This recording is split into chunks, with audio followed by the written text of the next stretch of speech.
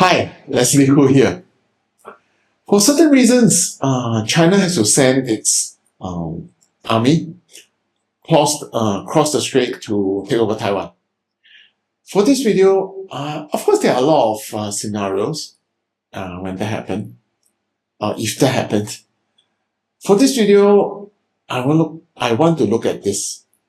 The US, on the ground of democracy, freedom, so on and so forth, send weapons via whatever channel it has to Taiwan to go against China. Should that happen, I believe China will not likely to let the US sit comfortably at the other end of Pacific Oceans and tell Taiwan how to fight. China will go for the US. At least China will make sure that the US, you do this, we are coming after you.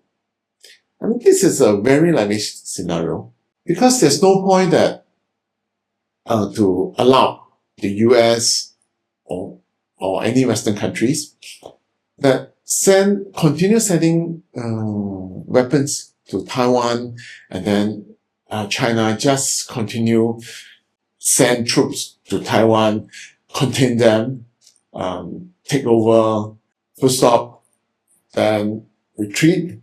Days later, Taiwan get new weapons and start to fight again. Something like Ukraine. But for Taiwan, this is not likely the case. China will not sit still and let US or any other countries to continue sending weapons to Taiwan. If that happens, right, China and US will have direct military conflicts. Weapon-wise, aircraft carriers, China has it. Fighter jets, China had them. What else? Submarines, China has submarines. Missiles, China has missiles. Naval destroyers, China has them. Drones, of course China has drones. I mean, we have seen what China can do with its drones technology at the commercial level, non-military. Just imagine what China can do or can use drones for military use. Nuclear weapons, China has nuclear weapons. Now, on nuclear weapons, sometimes the more worrying or more concerned thing about nuclear weapons is that you will worry more that the nuclear weapons or nuclear missiles from the enemies will land on your backyard. That is way more worrying compared to you have the capability of launching nuclear missiles. Let's talk about US allies. What would they do? Let's look at Asia side first. Japan cannot, according to Article 9 of the Constitutions, Japan cannot send troops overseas. Their military or their defense forces is mainly for self-defense. And moreover, at this stage, Japanese first is on the rise.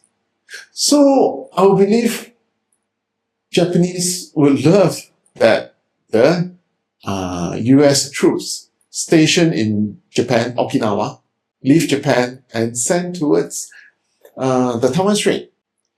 Now, what about South Korea?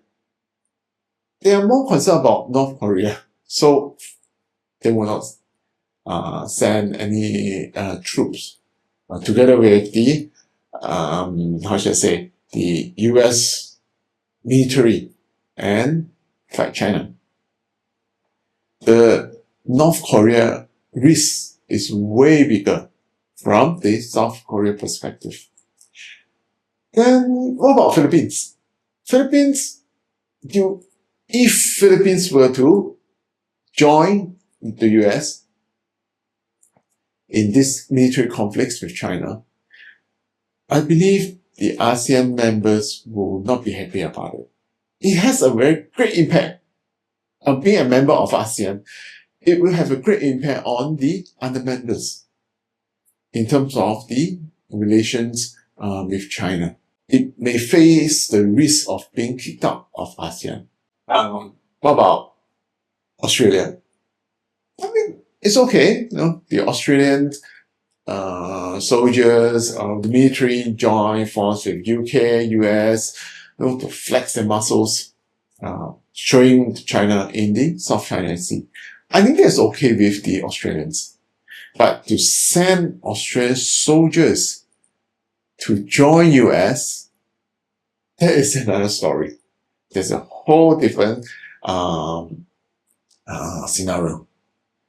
I believe the Australian voters will not like it because that's not their war. And if the Australian politicians want to stay in power, they know what to do. Out of Asia to the Atlantic side, Europe and UK, Russia is a bigger concern to them. So they are not likely to deplete their military resources, join US and fight China. They will want to keep their resources in the event that Russia's move, instead of now NATO move eastward, at that time they will fear that Russia may move west. And moreover, Europe and UK after World War II, they have been living under the shadow of the US.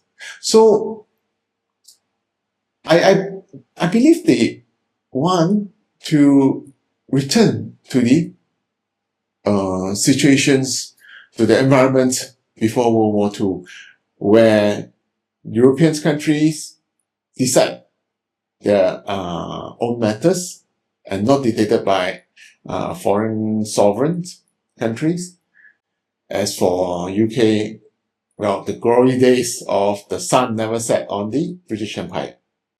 On the whole, when or if China and US clash, I don't think US has an advantage over China in terms of military, because as I explained just now, at different levels or different types of weapons, US has, China also has.